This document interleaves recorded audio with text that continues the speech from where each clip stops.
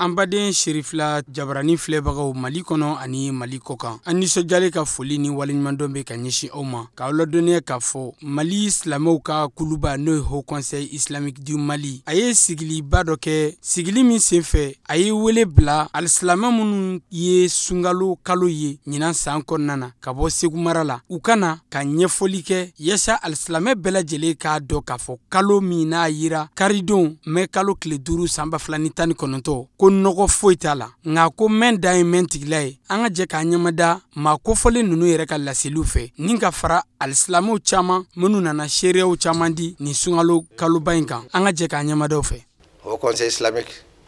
a y'a laɲini ministère fɛ nin sigi in ka se ka kɛ o sabatili kɛra ni sira minnu ye nin ka laɲini kɛ olu bɛ s'an ma Bamakɔ yan cogo min na seereya minnu n'olu y'a seereya nin ka kalo sabati u ka se k'o seereya kɛ maliyɛnw bɛɛ lajɛlen ɲɛna a ka kɛ fɛn ye an ka dɔnnibaaw y'o sinsin bere min kan nin ka kalo sabatili fɔ bɛɛ lajɛlen k'a dɔn k'a fɔ o ye sabati ye o ye diinɛ ka sabati ye an ka dɔnnibaa minnu b'an ka jamana fantan bɛɛ lajɛlen kɔnɔ o k'a dɔn k'a fɔ sariya ye cogoya minnu ɲini kalo ka sabati o cogow bɛɛ lajɛlen dafara donc an ka nin sigi a laɲini tɛ ka sigi kalo yeli kan bilen dɛ parce que maa minnu n'u ye kalo ye olu ye diinɛ baarakɛlaw ye olu ye diinɛ dɔnnibaaw ye an ka jamana ye an jigi da olu de ka Ala ta kɔfɛ ka kalo sabatili lase jamanadenw ma nka ni sigasiga nana la mɔgɔ dɔw fɛ ka da a lase cogo ma maliyɛnw ma a ka kan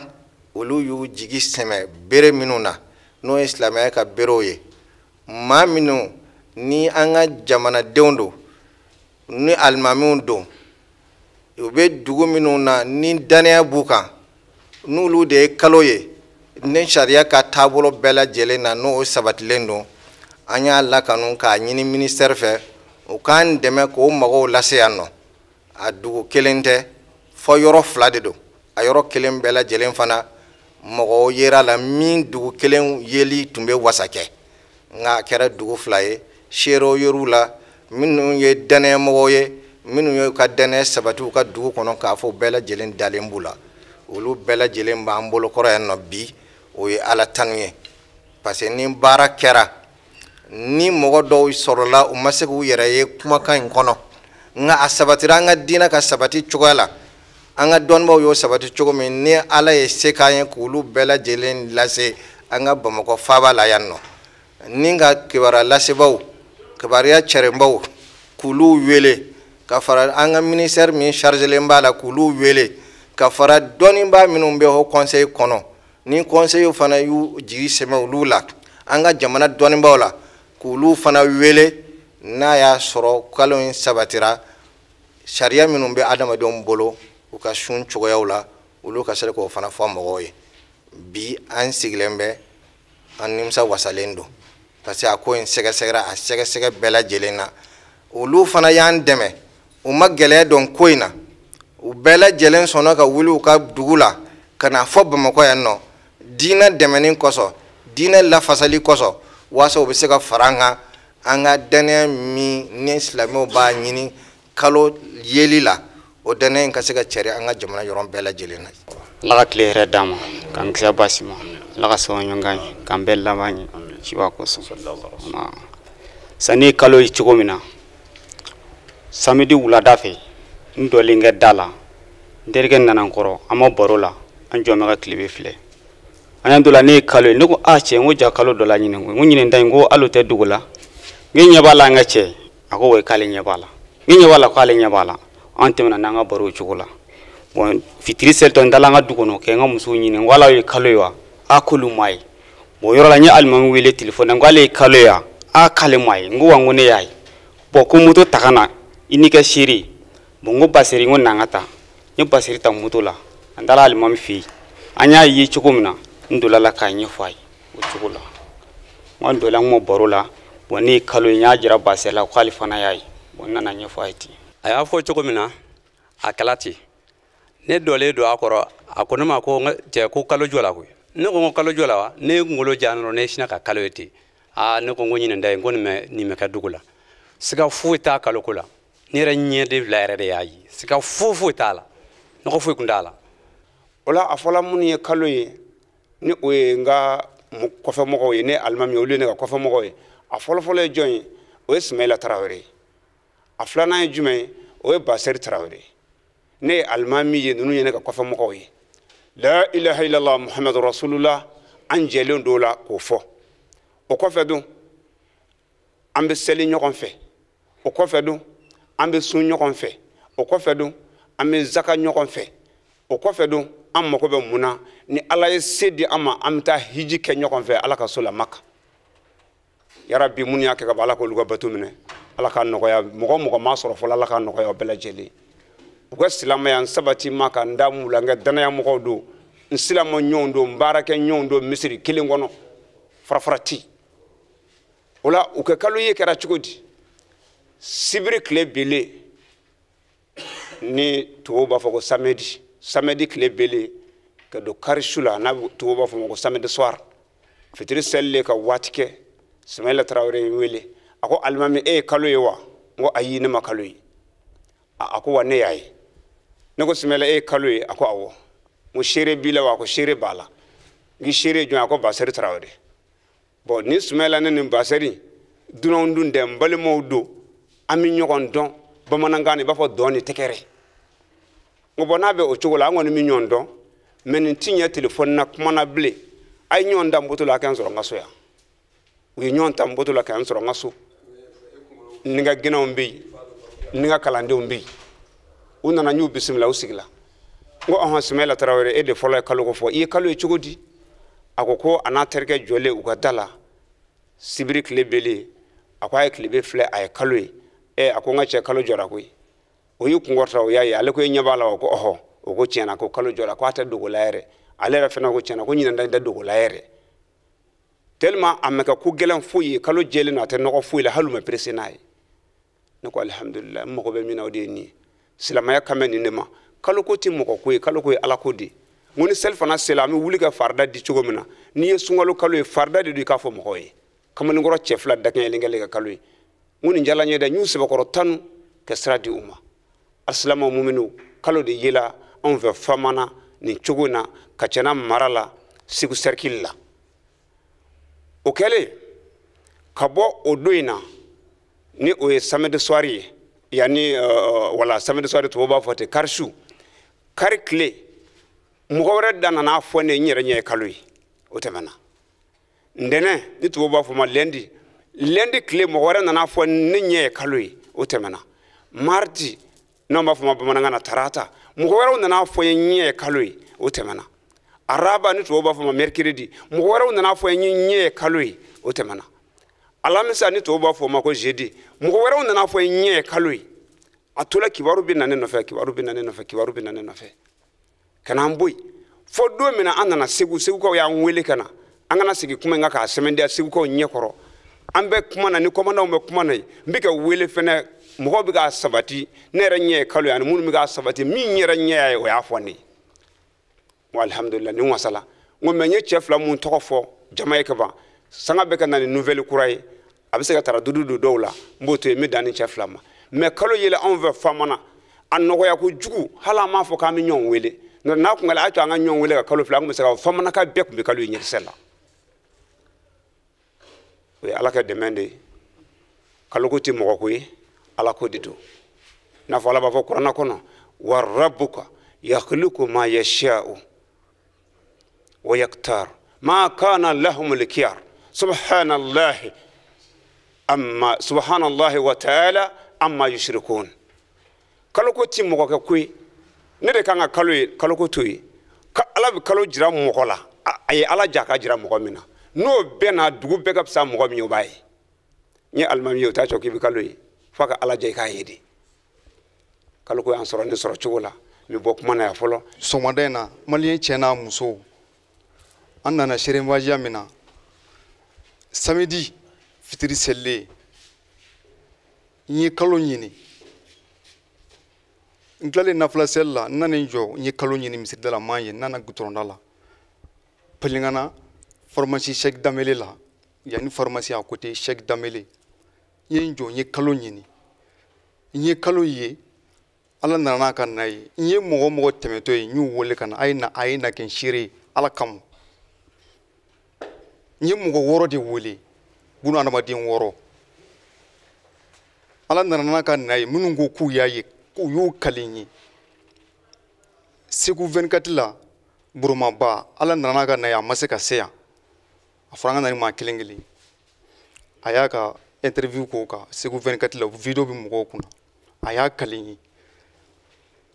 ali joli flan ko fe ali fana ya kalinyi ne flaga mingi a sabatile do kalo do nogo fo itala ngalla kale fambe ali na ka dimo bishum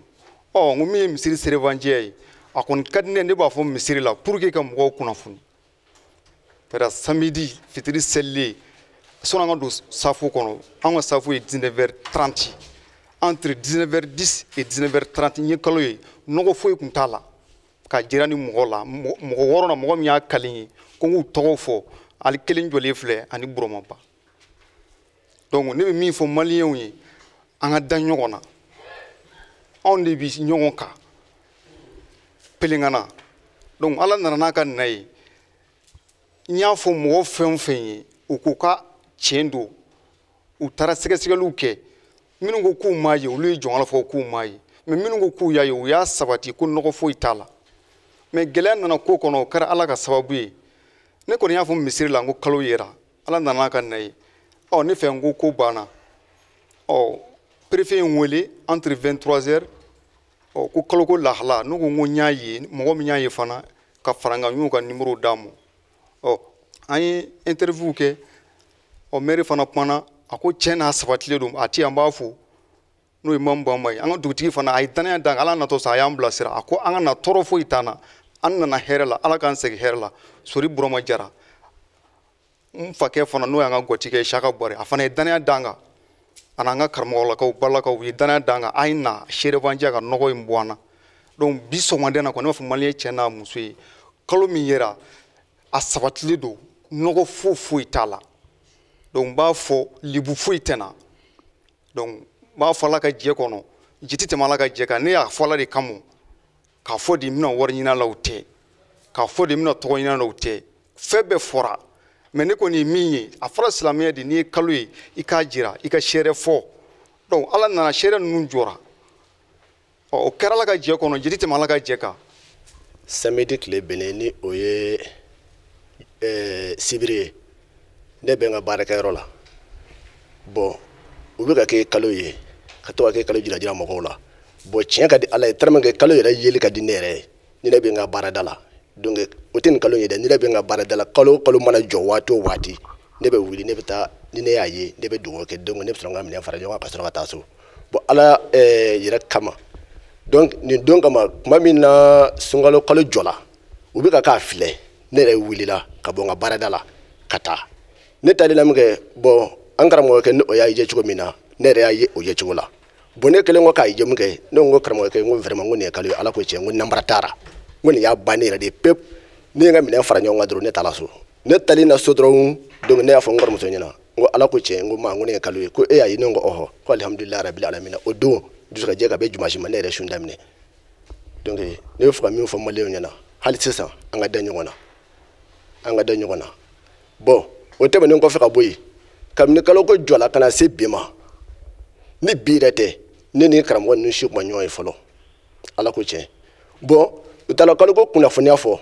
ala ya ke donge ndem na baradala kam ni sungolo jola mo ko masenema boneti a connexion mo do yoko nyesa ni ko silali mani ala ka che ka fo yala ali e kalo yewa ka dan ga morwa ka ne kuma fo o ne yayi donc ko ke bara bani pep bo angu mi yoro mina olu sika na do akula bondo ngo vera ngo sika na tin almam ni refleni almam ni na sene ma nga baradela ko ali ngo ko la ke kalewa ngone yayi ke yayi ngone yayi ko la kibsa ke shere wa ngo mise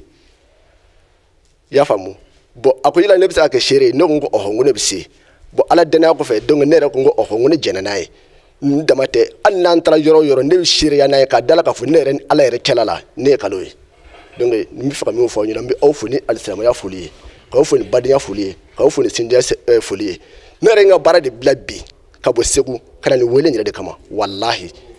ne yɛrɛ denbaya tigi de ye n sigin bɛ segu mais tellement que u ye n wele a jala n ye quoi n yɛrɛ ye n ka baara bɛɛ bila pewu ka wuli ka da u nɔ kan ka sɔrɔ ka na segu. Hasim Ba ka bɔ segu pelengana ne fɔ ni ngaramɔgɔw a bɛ yafa ma Ala ni kira kama Moribo Buare k'a ye kalo a taara misiri kɔnɔ Ala danaya min bɛ n yɛrɛ n'a a cɛ ni misiri kɔnɔmɔgɔw da ma la da min na n ko Ala ye sun wajibiya n kan maa dama min wele n ko ne m'a fɔ aw Ala kɔni y'a wajibi ne kan ne bɛ sun an farala ɲɔgɔn na kirikirakaw taara ne kɔni sunna n ko nka diɲɛ ye fɛn dɔ ye diɲɛ bɛ maa naani diɲɛ ye dibi ye suba dibi fana ka bɔ dɛ kaburu dibi ka bɔ a ye Ala ni kira dibi ka bɔ a ye Jibirila i ka n don Ala ni kira dibi la foyi tɛ ni nɔrɔ tɛ min fɔ kamaleni a y'a matarafa ka tɛmɛ n yɛrɛ kan bon n'Ala taara fɛn jira a la ne tɛ ɲɛ kari da ye n ko an ka cɛkɔrɔba k'a ye san 40 kɔsu Ala kelen min kɔsɔn kalo kelen ko min mankan kun kana sɔrɔ a la a sababu ka nɔrɔ n na ka bɔ nin ye Ala ka latigɛ don n b'a Ala fo n b'a kira fo n'a ka di maa min ye kɛ silamɛ Ala kɔni tilala an bɛ dabali tigɛ de la Ala m'an kunna jara i y'a faamu diɲɛ ye dibi ye suba dibi ka bɔ dɛ kaburu dibi ka bɔ a ye Ala ni kira dibi ka bɔ o ye Jibirila ka ne ni silamɛw don Ala ni kira dibi la foyi tɛ ni nɔrɔ tɛ Ala m'an kunna jara ne bolo an kɔni nana yan bi k'a fɔ ko seereya wɛrɛ don o tɛ a dabɔra ka hadamadenw hakililatigɛ de silamɛw hakililatigɛ i ko Seydina Ibrahim n'a maa ye cɛ ta kɛra cogo min na n'a ko rabbi arini anzur ilayk qala awalam tu'min qala bala liyatma'inna qalbi donc an nana yaasa silamɛw ka hakililatigɛ de sɔrɔ ko halisa ka dɔ fara danaya kan nɔnɛ seereya kɔni hakilila o banna parce que kalo ko in man ka kabini a wulila ni maa dɔ y'a essayer ka a nkalontigiya an n'an ka préfet Ala k'an nasara hɛrɛ caman na an ye nin seere kelen ninnu wele ka bɔ sigiyɔrɔw la ka na nin njata ɲɔasi kɛ k'a bila réseaux sociaux kan an tila an ye dɔ sɛbɛn ka na Bamakɔ yan o kɔfɛ mankan yɛrɛ banna pewu nka an bolo yan kɔni bi a dabɔkun ye halisa maliyɛnw ani silamɛw ka kelenya ani badenya ni sinja ka se ka dɔ ka fara sabatili kan commission bɛ baara min na yaasa o k'o sidɔn commission bɛ baara min kɛ ji jukɔrɔ yaasa ka kibaruya bɔ k'a da kɛnɛ kan hakila bi baara in dabɔkun ye yaasa o de ka sidɔn donc an bɛ Ala deli an bɛ baara min na Ala ka kɛ silamɛw kan bɛɛ ni cɛ bɛɛ sabu ye Ala ka kɛ an dun sabu ye da kelen fɛ k'an bɔ sabu ye da kelen fɛ Ala ko k'a kɛ kira bonya kosɔn assalamu alaikum kalo ko kibaruya in na ne labɛnnen kun do kuma yɛrɛ minnu fɛ a bɛ n'a fɔ ministre ni kɔnɔ kuma fɔ nka o t'a bali ni kuma dir'i ma kumaw bɛ ɲɔgɔn dafa kalo ko in ye an bɛ Mali foroba kuma de la mais anw lamɛn ni Segu témoignage ye ne ye kalo ko kibaruya sɔrɔ k'a sɔrɔ Segu tɛ n dɛ Falo mara la kolon kɔni o ye Jama'atul Musafa da pigutigiw fɛ o y'o ye parce que ne ka représentant bɛ yen n'o ye Haut Conseil bureau local président ye olu ka dukɔnɔma dɔ de téléphone ci ne somɔgɔw ma ka kalo ye ko kuma fɔ ne somɔgɔw y'a fɔ n ye ne y'o ka sira to yen Haut Conseil président bɛ k'o wele k'o ɲininka ne tilala ka na kibaruya de sɔrɔ kɔfɛ ka tila ka bila n ka yɔrɔ wele kalo ye ko kuma min b'a fɛ a confirmer ne don siga t'a la ni an y'o yɔrɔ bɔ yen kuma in tɛ kalo ma ye nɔfɛ sitana de b'a adamadenw na sitana de b'a adamadenw na ni dɔnnibaaw bɛ dabali min tigɛ o yɔrɔ fasɔn na ni sara maa minnu b'i su seli u y'i tɔgɔ da hali ni bangebaaw sara i bɛ sɔrɔ olu nɔfɛ n'a kɛra k'olu ka kuma bɛ kɛ kuma marabɔlen k'u y'a don tan k'u y'a bɔ tan ne bɛ dugu kɔnɔ fréquenter kojugu adamadenw tɛ ka ɲɔgɔn bonya ni bonya bɔra ko la ko bɛɛ tiɲɛnen ye maa minnu di kalo filɛ u sɛbɛ tɛ seli ye u sɛbɛ tɛ sun ye olu de bɛ wuli ka kibarujugu cari o k'ale ye jamana kɔnɔ sa nafa jumɛn bɛ n ye kalo min nafa jumɛn b'a la hali a bila yɔrɔ min na sisan maa minnu b'a k'u ma da kalo la Segu kuma ɲɛnama t'a kelen da n'u m'a fɔ kalo tɛ minuit dɛ u b'a fɔ kalo tɛ 10 heures a fɔra kalo yɛrɛ 10 heures a kibaruya de mɛnna 10 heures kalo tɛ minuit walima kalo tɛ kuma t'o ye o n'i ye kalo ye fitiri fɛ ni kibaruya ma cɛri fɔ minuit o kɔrɔ ye ko kalo yɛrɛ minuit wa kuma ɲɛnama kelen da si a ma kelen da nin dɛ n'o tɛ segu yɛrɛ siga tɛ kalo ye ko la fiyewu n ye bila yɔrɔ min fɔ kɔlɔn na jamaatul musafa da yɔrɔ siga tɛ la fiyewu palɔrɔnisman na mun bɛna ni nin bɛɛ kuma y'o la tan ala k'an bɛɛ sɔrɔ ma to ka fara o kan an ka siga bɔ an ni ɲɔgɔn cɛ an ka da la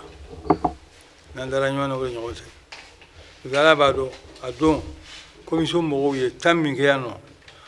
bɛɛ carinen kɔfɛ tuguni minnu taara kuma lase u ye tan min kɛ u sera so an ma mɛn sogo dun wari sera nka o fɔ kun ye dɔrɔn k'a dɔn an b'a kɛ ala de kosɔn an t'a kɛ maa kosɔn an t'a kɛ nata kosɔn an t'a kɛ tɔgɔ ɲini kosɔn bi an bila baara la wajibi don an ka baara in se a dan na donc an b'o ɲini aw bɛɛ ayiwa haut conseil islamique ye nin kɔnɔnajɛ min fana ta sa an b'a ɲini ala fɛ ala k'o dun o kana da kelen ma dɛ diinɛ kɔnɔ ni ɲaami nana k'a bɛ kɛ ko la dɔrɔn an ka nin ɲɔgɔnnaw kɛ ka faramasiya di an bɛ u fɛ o la kosɛbɛ kosɛbɛ an yɛrɛ bɛ haut conseil kɔnɔ limaya b'a kɔnɔ tɔn bɛɛ b'a kɔnɔ ɔ mɛ n'u ye min kɛ wajibi an k'a dɔn k'a fɔ u ka kɛta a ɲɛna a diyara an ye fana a b'a la ka n'u sara bari ɲinɛ sunkalo kalo ko ŋunuŋunu cayara kalo ye cogo la a fɔ cogo la faamuyali la an donna sunkalo kɔnɔ taabolo ɲuman kan ka kɛ silamɛw bolo mais surtout an bɛna n'ala sɔnna ka a yira an na kɛnɛya ni si kɔnɔ seli bɛna se seli dun cinni fana bɛ dépend sunkalo kalo cogoya de la donc ka bilasirali daminɛ ka maaw bilasira ka hakilina di mɔgɔw ma min b'a to n'an bɛna se o don fana ma ko seli kalo yera a kana kɛ fɔɲɔgɔnkow ni kuma wɛrɛw ye silamɛ diinɛ ɲɛmɔgɔw fɛn dɔ bɛ yen n b'a o fɔ aw ye n tɛ sɛgɛn o fɔli la aw ye jamanakuntigi elhaj ibrahim bubakar keyita fɛn fɛn bɛ diinɛ tɔɔrɔ a b'a tɔɔrɔ fɛn fɛn bɛ diinɛ mɔgɔw tɔɔrɔ a b'a tɔɔrɔ donc nin waati ninnu kɔnɔ silamɛya an ka taabolo la an ka diinɛ nin kɔnɔ nin ye waati baw de ye minnu silamɛw kan ka se ka ɲɔgɔn faamuya ka ko to ɲɔgɔn ta la a kɔnɔna na ka anw minnu b'aw kɔ misiriw kɔnɔ kalansow kɔnɔ anw kana bila sika kɔnɔ aw ye kalaminɛnw de ye donc o ye ladili ni laɲini filanan ye jamanakuntigi tɔgɔ la aw k'aw jija aw ka ɲɔgɔn faamuya diinɛ kobaw kan aw ka ɲɔgɔn faamuya hakilina kelenw ka bɔ kumakan kelenw ka bɔ diinɛ nin yecogo b'aw de bolo anw ye diinɛ bɛɛ ko ɲɛnabɔ kuma fɔbagaw de ye c'est le ministère des affaires religieuses anw tɛ diinɛ ministère ye dɛ maaw bɛ filala bamanankan na an tɛ diinɛ ministère ye diinɛ ministère ye misiri kɔnɔna ni diinɛ tɔw ka sow kɔnɔna de olu de ye diinɛ ministère ye anw y'a ko kuma fɔbagaw de ye les affaires religieuses donc fanga da tɛ diinɛ kɛcogo la fanga da tɛ diinɛ taabolo la c'est ça la résilience de l'État face à la chose religieuse diinɛ bɛ aw de bolo awa sɔsɔli t'a la n tɛ sɛgɛn a fɔli la mali tɛ silamɛw dɔrɔn ta ye mais mali ye silamɛ jamana de ye maa wɛrɛw bɛ mali kɔnɔ minnu ye diinɛ wɛrɛ sugandi donc mali ye bɛɛ ta ye mais silamɛw de ye mali maa kɛmɛ o kɛmɛ 95 ye silamɛ donc sɔsɔli t'a la jamana nin ye silamɛ jamana de ye i n'a fɔ jamana dɔw la kerecɛnw de ka ca kerecɛn jamanaw don donc an kana sɔn cogoya si la an ka diinɛ n'a tɔgɔ bɛ fɔ n'a ka kow bɛ kɛ sika ni dusu yɛgɛyɛgɛ kana ko la ne badenw sherifila jabarani filɛbagaw aw bɔra ka seereya minnu ye sisan ninnu sɔrɔla ka bɔ maaw la minnu wulila ka b'u sigiyɔrɔ la ka n'a yira k'a fɔ sunkalo kalo min n'o olu kɛra a seere ye ko kalo latika don nanbara foyi t'a la u ni ala cɛ la u dara la k'a fɔ kalo in u y'a ye wa a latigɛra bɛɛ lajɛlen ma n'o b'a yira k'a fɔ ko sunkalo a daminɛna karidon mɛ kalo tile 5 san 2019 mali fan bɛɛ lajɛlen fɛ aw k'an bɛn diɲɛ waati wɛrɛ